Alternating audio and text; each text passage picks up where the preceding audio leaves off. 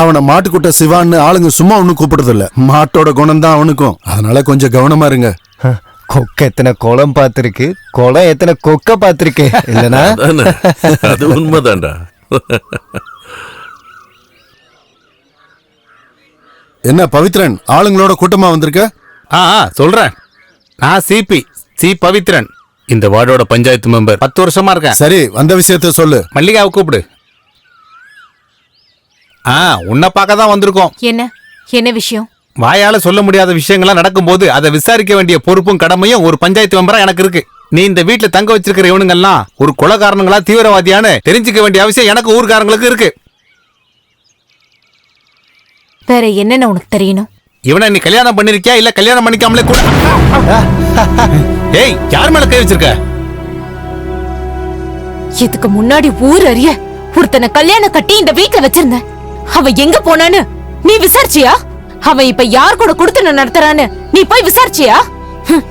ஊர்க்காரங்கன்னு ஒருத்தர் இந்த பக்கம் காலடி வச்சா அருவாள் எடுத்து காலை வெட்டிடுவேன். கிளம்பி போடா. மல்லி, என்ன இது? வா வா வா சொல்ல. இப்ப நான் போறேன். ஆனா நீ யாருங்கறத தெரிஞ்சு ஊர்க்காரங்க முன்னாடி உன் வேஷத்தை கலைக்காம விட மாட்டேன். வாங்க. சிபி சார் கொஞ்சம் நில்லுங்க. நீ ஒன்னும் கடவுள் கிடையாதுல்ல உத்தரவு போடுறதுக்கு, இல்ல நாட்டாமையா? இங்க நிக்கிறவங்க மட்டும் இல்ல, இந்த ஊரே வந்தாலும் நான் இங்கதான் இருப்பேன். எதுவா இருந்தாலும் பாத்துக்கலான்னு தான் நான் இங்க வந்திருக்கேன். நீ திரும்ப போய் உன்னை அனுப்புனவங்கிட்ட சொல்லிடு, அவன் ஒரு ஆம்பளைன்னா கல்யாணம் பண்ணி இப்ப பிரிஞ்சு போயாச்சுல்ல, அவகிட்ட வாங்கின வரதட்சணை திருப்பி கொடுக்க சொல்லு. இல்லன்னா நீ வாங்கி கொடு, இல்லன்னா சிபியோட பிபிய நான் கழட்டி எடுத்துருவேன். இப்ப சொன்னதான் கரெக்ட். நான் இது நடக்கும்னு நினைச்சுக்கிட்டே இருந்தேன். போலீஸ்ல வேணா கம்ப்ளைண்ட் கொடுத்து பார்க்கலாமா? கொடுத்துருவோம்.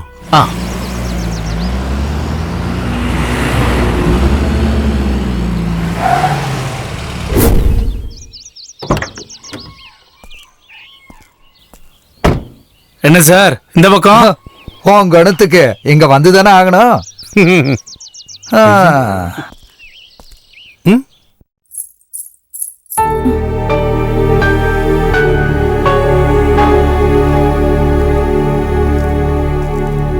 உனக்கு எதிராக ஒரு கம்ப்ளைண்ட் வந்திருக்கு.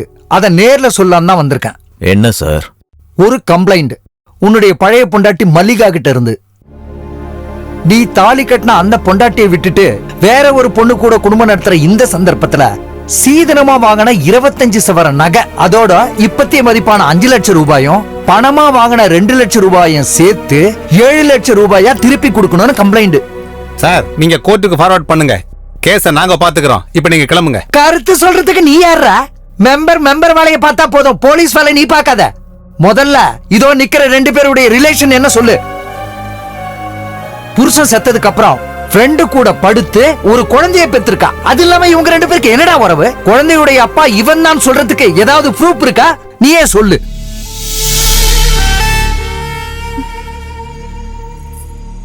கொஞ்சம் நில்லு.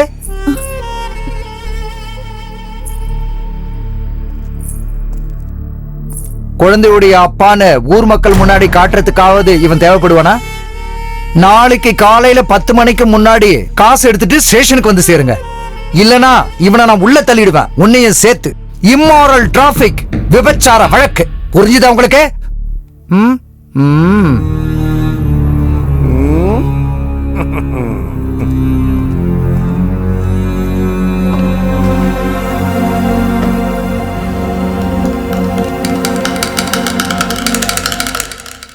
இது என்னடா இது? எப்படி இருக்கு? நான் வைக்கிற அளவுக்கு ஸ்டைலா இல்ல. இல்ல நீயே வச்சுக்கோ. இப்ப எப்படி இருக்கு? ஐயோ பிசாசு!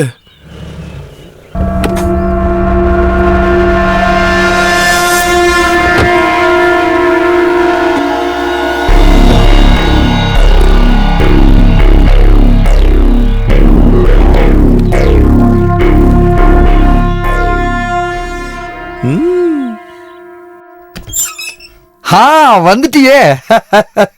இதான் பங்க்சுவாலிட்டி. நான் நினைச்ச மாதிரி இல்ல. நீ பொறுப்பானவதான்னு இப்ப புரியுது. உட்காரு உட்காரு உட்காரு. இந்தா நீ கேட்ட 7 லட்சம் அவர்கிட்டே கொடுத்துரு. கொஞ்ச நாள் என் கூட படுத்தால, அதோட கூலி. போய் கொடுத்துருங்க. கொஞ்சமாவது மரியாதையா பேசுறா. இதுக்கு மேலெல்லாம் எனக்கு மரியாதை கொடுக்க தெரியாது. இந்த விளையாட்டுல உங்களோட ரோல் என்னன்னு எனக்கு தெரியல. பணம் தான் வேணும்னா சொன்னா போதும். பணம் இறங்கி படவில்ல. இந்த யூனிஃபார்ம் வெளியில நிக்கிற அசல் ஊர்க்காரனையும் நினைச்சுதான் இப்படி பேசுறீன்னா ஞாபகம் வச்சுக்கோ, இது ரெண்டும் எப்பயும் நிரந்தரமா இருக்கு. பாரதேசிடாய, என்ன வெறுப்பேத்திரியா? அப்படி உங்களுக்கு தோணுதுன்னா அதை நான் மறுக்க விரும்பல. வாடா. காசு தந்ததால வருத்தம். என்ன ஆனாலும் அவனோட காசு எனக்கு வேண்டாம், வச்சுக்கோங்க. பாக்கி வீடு வித்ததுக்கு அப்புறம். கொஞ்சம் கொஞ்சமா வாங்கினா செலவாயிடும். அதை கொண்டு போய் லாக்கர்ல வை. நான் காரியத்தை முடிச்ச உடனே எல்லாத்தையும் சேர்த்து முழுசா தந்தா போதும்.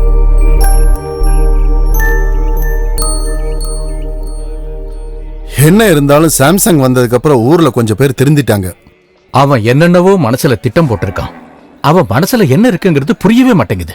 நானும் நிறைய தடவை கேட்டுட்டேன், எதுவும் ஓப்பனா சொல்ல மாட்டேங்கிறான்.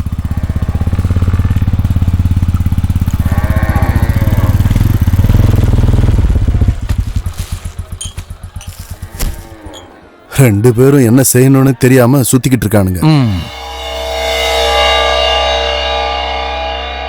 அப்படியே நான் கிளம்புறேன். கிளம்புங்க.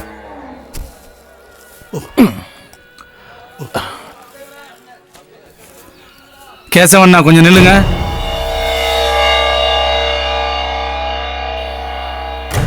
மல்லிகாவுக்கும் அவ கூட வந்தவனுக்கும் என்ன தொடர்பு?